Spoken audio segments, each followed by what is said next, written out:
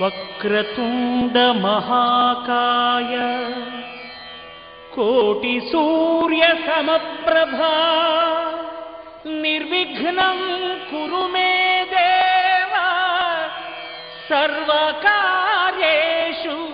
సర్వదా.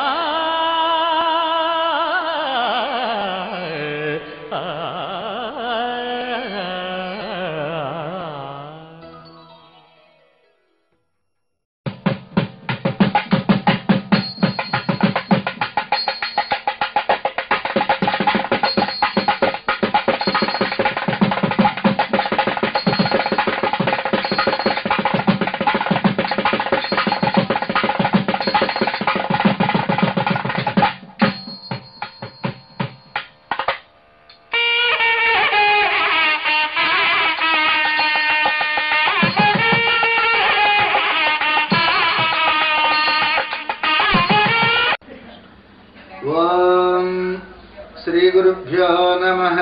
హరి ఓం. శ్రీ మహాగణాధిపతయే నమః. శ్రీకృష్ణ పరబ్రహ్మణే నమః. శ్రీరామచంద్ర పరబ్రహ్మణే నమః. సదాశివ సమారంభాం వ్యాసశంకర మధ్యమాం అస్మదాచార్య పర్యంతాం వందే గురు పరంపరాం. అగజానన పద్మార్కం గజానన మహర్నిశం అనేకదంతం భక్తానాం ఏకదంతముపాస్మహే. ఆదిత్యాయ చ సోమాయ మంగళాయ బుధాయ చ గురుశుక్రశనిభ్యశ్చ రాహవే కేతవే నమః. శృతిస్మృతిపురాణానాం ఆలయం కరుణాలయం నమామి భగవత్పాదశంకరం లోకశంకరం. శంకరం శంకరాచార్యం కేశవం బాదరాయణం సూత్రభాష్యకృతౌ వందే భగవంతౌ పునః పునః. ఈరోజు అత్యంత పవిత్రమైనటువంటి రోజు, ఎంతో ఆనందాన్ని ఇచ్చేటువంటి రోజు, ఉగాది పండుగ. ఈ ఉగాది వేడుకల్లో పాల్గొంటున్నటువంటి అందరికీ శ్రీ వికృతినామ సంవత్సర శుభాకాంక్షలు. మన భారతీయ సనాతన సంస్కృతిలో పండుగలకు ఒక ప్రత్యేకత ఉంది. ముఖ్యంగా తెలుగు వాళ్ళకి పండుగలంటే పరమ సంబరం, సమిష్టి ఆనందం, సామూహిక సంతోషం మన పండుగల యొక్క పరమార్థం. మనందరికీ కూడా ఎంతో ఇష్టమైనటువంటిది.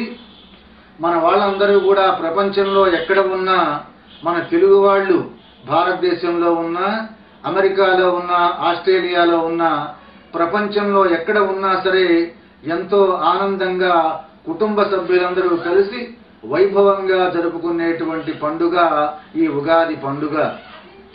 ఇంటింటా ఆనందం, ఎక్కడ చూసినా మామిడి తోరణాలు, ఉగాది పచ్చడి, బంధుమిత్రుల యొక్క కోలాహలం, నూతన వస్త్రాలతో చక్కగా బంగారు నగలు అలంకరించుకొని ఎంతో ఆనందంగా అల్లుళ్ళు, కోడళ్ళు, మనమరాళ్ళు, అన్నదమ్ములు అందరూ కలిసి ఆనందంగా జరుపుకునేటువంటి ఉగాది పండుగ. మన తెలుగు వాళ్ళు ఆయా గ్రామాల్లో ఎక్కడ దేవాలయాలు ఉన్నా సరే అన్ని దేవాలయాల్లో కూడా చక్కగా పంచాంగ శ్రవణాలు జరుగుతూ ఉంటాయి. ప్రతి ఇంట ఉగాది లక్ష్మి ఉయ్యాలలోగుతూ ఉంటుంది. వాటిలో ముఖ్యంగా పంచాంగ శ్రవణం చాలా ప్రధానమైనటువంటి అంశం.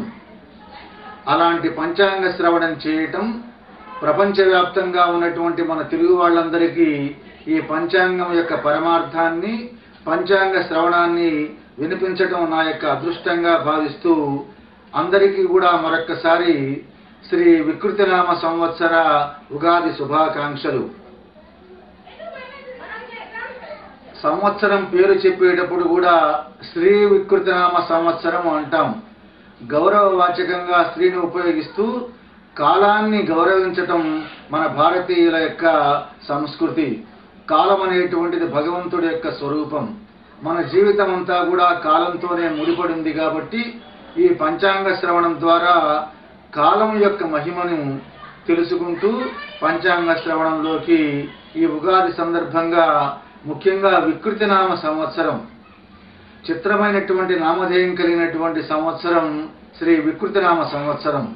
ఇక పంచాంగ శ్రవణంలోకి శ్రద్ధాభక్తులతో మనమంతా కూడా పంచాంగ శ్రవణం చేసి దానివల్ల వచ్చేటువంటి ఫలితాన్నంతా కూడా పొంది ఈ ఉగాది పండుగని వైభవంగా జరుపుకుందాం. శ్రీకళ్యాణ గుణావహం రిపుహరం దుస్వప్న దోషాపహం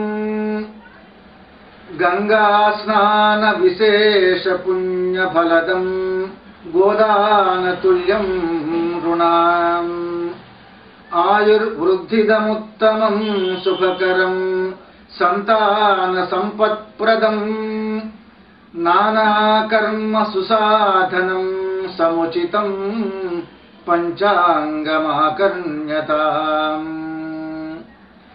నానాకర్మ సుసాధనం సముచితం పంచాంగమాకర్ణ్యతాం.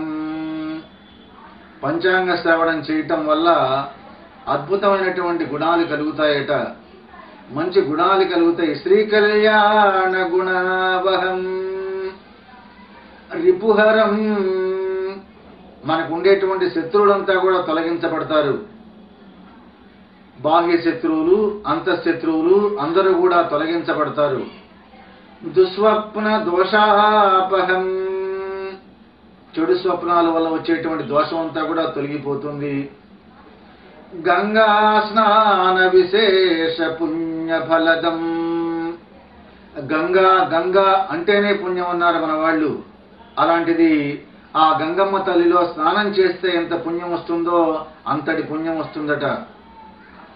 ఆయుర్వృద్ధిదముత్తమం, మనందరం కూడా కోరుకునేటువంటి చక్కటి ఆయుర్దాయం లభిస్తుంది.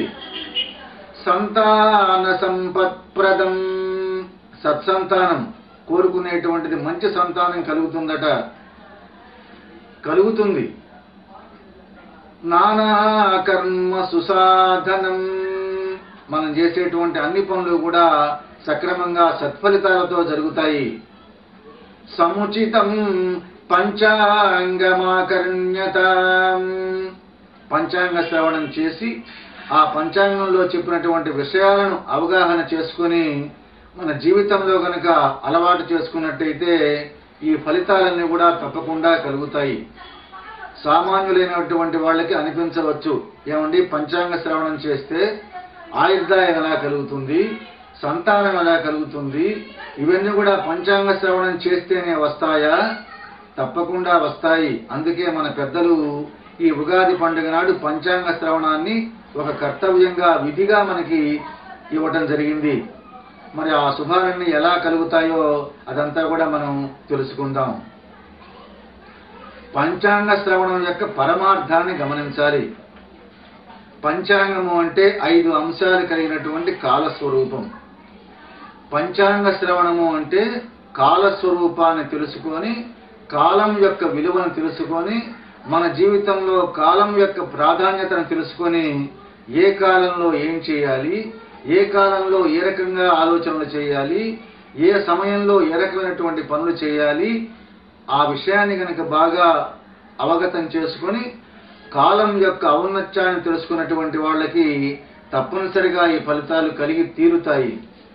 ఆ కాలంలో సరైనటువంటి నిర్ణయాలు చేయటం, సరైనటువంటి ఆరోగ్య సూత్రాలు పాటించటం, ఏ కాలంలో ఏ పని అయితే చేయాలో దాన్ని చేసినటువంటి వాళ్ళకి తప్పకుండా ఈ ఫలితాలన్నీ కూడా కలుగుతాయి.